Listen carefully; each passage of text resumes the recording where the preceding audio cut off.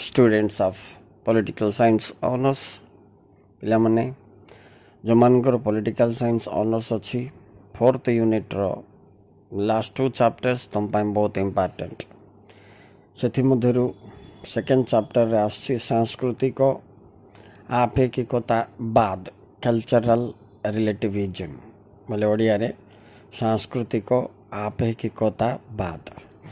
अच्छा आमर multiculture society बा प्लुरालिस्टिक सोसाइटी आमे इंडिया रे देखुचे। सो भारत रे बहु धर्म जाति वर्ण संस्कृति परंपरा सहित संयुक्त एक समाज जेउठी विविधता अछि। यही विविधता को एड़ाइबा पाई और एकता सृष्टि करी जातीय ऐक्य अखंडता को बजाय रखिबा पाई हमको ये कल्चरल रिलेटिविज्म माने सांस्कृतिक आपेक्षिकता बाद विषय रे संपूर्ण ज्ञान जानिबा दरकार। आउ ए यूनिट रो क्वेश्चन गोटे तुमको लॉन्ग क्वेश्चन प्राय सब आसे एवं 2टा बिट क्वेश्चन गोटे 2 मार्किया क्वेश्चन आ गोटे 3 मार्किया क्वेश्चन भी आसो।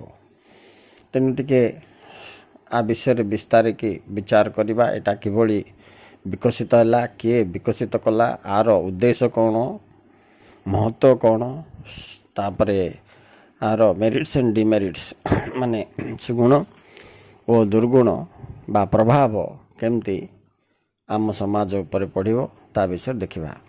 अच्छा प्रथमे मीनिंग देख मीनिंग जदि देखिबो सांस्कृतिक आपेक्षिकता बाद हेउचे एक धारणा एक चिंताधारा एक विचार जे जड़े व्यक्तिर विश्वास मूल्यबोध आचार विचार प्रथा परंपरा आदि ताहार निज संस्कृति आधार रे बुझिबाकू हेबो मात्र अन्यर मानदंड द्वारा नुहे एडा मन रखा पड़िबो राइट। 1887 मसीह जड़े एंथ्रोपोलॉजिस्ट बोलिबे फ्रांस रो से एंथ्रोपोलॉजिस्ट ना होची फ्रांज बोआस FRANZBOAS बोलिबा जड़े विशेष व्यक्ति यही चिंताधारा बा धारणा विशेष रे प्रथम गवेषणा आरंभ करथिले। किंतु ये शब्दटी कल्चरल एक्टिविज्म शब्दटी परवर्ती समय रे 1970 मसीह रे रॉबर्ट लॉयस तांकर गोटे पुस्तक कल्चर एंड एथनोलॉजी माने संस्कृति और नृजाति विज्ञान आई रे प्रकाश करथिले ए विषयटी। 1924 रे आर्कफोर्ड इंग्राजी अभिधान रे ए शब्दटी स्थान पाइथिला राइट। ये छी हिस्टोरिकल बैकग्राउंड। अच्छा यही विचारधाराटा नैतिकता उपर आधारित आमे याको मन रखिबा दरकार।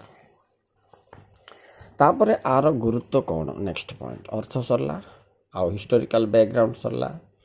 जदि गुरुत्व कथा को देखिबा तो ये सांस्कृतिक अपेक्षिकता बाद द्वारा जातीय ऐक्य और अखंडता सुदृढ़ हो पारिबो एक। 2 रे सामाजिक श्रृंखला और सद्भाव वृद्धि पाइबो। 3 रे समाज रे बसति स्थापन करुथुबा समस्त भिन्न भिन्न संस्कृतिर लोक मानक मध्य रे सहनशीलता वृद्धि पाइबो। आउ एई सहनशीलता द्वारा देशर ऐक्य और अखंडता डेवलप हम। अच्छा वही फीलिंग बोले आमे समस्ते भेदभाव न थाउणु एकत्रित होई जीवन यापन करिवार एक चिंताधारा आ द्वारा विकसित होब। तेणु भारत रे मध्य एहाको त्वरान्वित करिवा पाई आम संविधान रे अनेक पदक्षेप निया जायछि। जेमती तुम धारा 16, 17, 18 ଆମର ସେମିତି ମିଳିତ ଜାତିସଂଘରେ ମଧ୍ୟ UN ଡିକ୍ଲେରେସନ୍ ଅଫ୍ ହ୍ୟୁମାନ୍ ରାଇଟ୍ରେ ଆର ମହତ୍ତ୍ୱ ଉପରେ ବିଚାର କରାଯାଇଛି।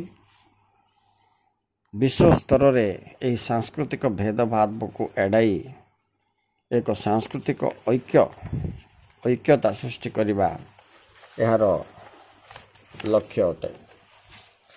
ଆଚ୍ଛା, ହେଲେ ମାନବ ମୂଲ୍ୟବୋଧ ଓ ମାନବିକ ଅଧିକାର ସାର୍ବଜନୀନ କରିବା ଉଦ୍ଦେଶ୍ୟରେ ଏହି ସାଂସ୍କୃତିକ ଆପେକ୍ଷିକବାଦ ପୂର୍ଣ୍ଣତଃ ସକ୍ରିୟ କରାଇବା ପାଇଁ ମିଳିତ ଜାତିସଂଘ ତଥା ଅନ୍ୟାନ୍ୟ ଦେଶଗୁଡ଼ିକର ସମ୍ବିଧାନରେ ମଧ୍ୟ ଏହାକୁ ଗୃହୀତ କରାଯାଇଛି। ଓକେ,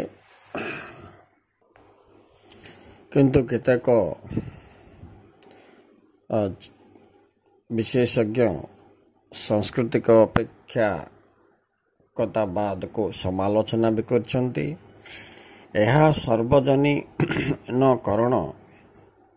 ବିପଦ ସୂଚକ ବୋଲି ଦର୍ଶାଇଛନ୍ତି। ସେମାନେ କହିବା ଅର୍ଥ ମୁଁ ପଏଣ୍ଟ ୱାଇଜ୍ ତୁମକୁ ଗୋଟେ କହୁଛି। ଦେଖ ପିଲାମାନେ, ଏ କଲଚରାଲ ରିଲେଟିଭିଜମର ଦ୍ୱାରା ହେଉଥିବା ପ୍ରୋବ୍ଲେମ୍ସ ଗୁଡ଼ିକୁ ସେମାନେ ପର୍ଯ୍ୟାଲୋଚନା କରିଛନ୍ତି। କହିଛନ୍ତି ପଏଣ୍ଟ ନମ୍ବର 1, ଏହାଦ୍ୱାରା ପ୍ରାଚୀନ ପରମ୍ପରା, ସଂସ୍କୃତି ଓ ସମାଜର ମୂଲ୍ୟବୋଧତା କ୍ଷତିଗ୍ରସ୍ତ ହେବ ବା କେତେକ ପରମ୍ପରା ଲୋପ ପାଇବ। 2 ନମ୍ବର, ଏହା ମାନବ ସମାଜରେ ଅସହିଷ୍ଣୁତା ସୃଷ୍ଟି କରିପାରେ। ନେକ୍ସଟ 3 ନମ୍ବର, ମାନବ ଅଧିକାର ସାଂସ୍କୃତିକ বিভিন্নତା ଭିତରେ ପରିସ୍ଫୁଟନ ହେଲେ ନିଜର ମୌଳିକ ଚରିତ୍ର ଓ ସର୍ବଜନୀନ ବିଶ୍ୱସ୍ତରୀୟ ସ୍ୱରୂପ ହରାଇପାରେ ବୋଲି ସେମାନେ ଅନୁମାନ କରିଛନ୍ତି। ଠିକ୍ ସେହିଭଳି ସେମାନେ କହିଛନ୍ତି ଯେ ଅନ୍ତର୍ଜାତୀୟ ସ୍ତରରେ ଏ ସାଂସ୍କୃତିକ ସମାନତା ବା ସମନ୍ୱୟ ସୃଷ୍ଟି କରିବା ଅବାସ୍ତବ ଅଟେ ବୋଲି ସେମାନେ କହିଛନ୍ତି।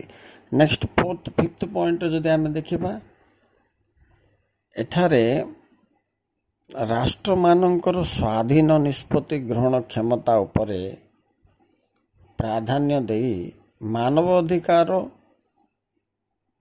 ବ୍ୟାପକତାକୁ ମଳିନ କରିଥାଏ ଏହି ସାଂସ୍କୃତିକ ଅପେକ୍ଷିକତାବାଦ ବୋଲି ସେମାନେ ସମାଲୋଚନା କରିଛନ୍ତି। ଏମାନେ ମାନବ ଅଧିକାରକୁ ପ୍ଲସ୍ ସାଂସ୍କୃତିକ ସମନ୍ୱୟତା ବା ଆପେକ୍ଷିକତାବାଦକୁ ଏକାଠି ରଖି ବିଚାର କରିଛନ୍ତି ଯେ ଏହାଦ୍ୱାରା ପୁରୁଣା ପରମ୍ପରା ସଂସ୍କୃତି କ୍ଷୀଣ ହେବା ସହିତ ନୈତିକ ମୂଲ୍ୟବୋଧତା ଆମର ବୃଦ୍ଧି ପାଇଲେ ମଧ୍ୟ କେତେକ ସମାଜର ପୁରୁଣା ରୀତିନୀତି ଉଭେଇଯିବ।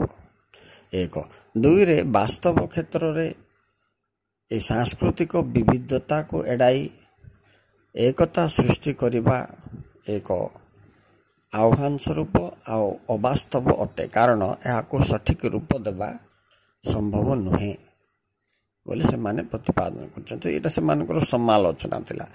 ତ ଏ ଭିଡ଼ିଓରେ ଆମେ କ'ଣ ପଢ଼ିଲେ? 1 ପଢ଼ିଲେ କଲଚରାଲ ରିଲେଟିଭିଜମ ମାନେ ସାଂସ୍କୃତିକ ଅପେକ୍ଷତାବାଦର ମିନିଂ ପଢ଼ିଲେ। ତାପରେ ଇମ୍ପୋର୍ଟାନ୍ସ ବୋଲେ ଗୁରୁତ୍ୱ କ'ଣ ଆଜିର ସୋସାଇଟିରେ ପଢ଼ିଲେ। ତାପରେ ତାର କେମିତି ଡେଭଲପ୍ ହେଲା, ହିଷ୍ଟୋରିକାଲ ବ୍ୟାକଗ୍ରାଉଣ୍ଡ ପଢ଼ିଲେ। ତାପରେ ତାର କ୍ୟାରେକ୍ଟର ଏବଂ ସୁଗୁଣ, ତାପରେ ତାର ସମାଲୋଚନା ବା ଦୁର୍ଗୁଣ ଆଲୋଚନା କଲେ। Okay students, thank you very much. Thank you very much for watching. Remember, this is a very important question for you. Bye.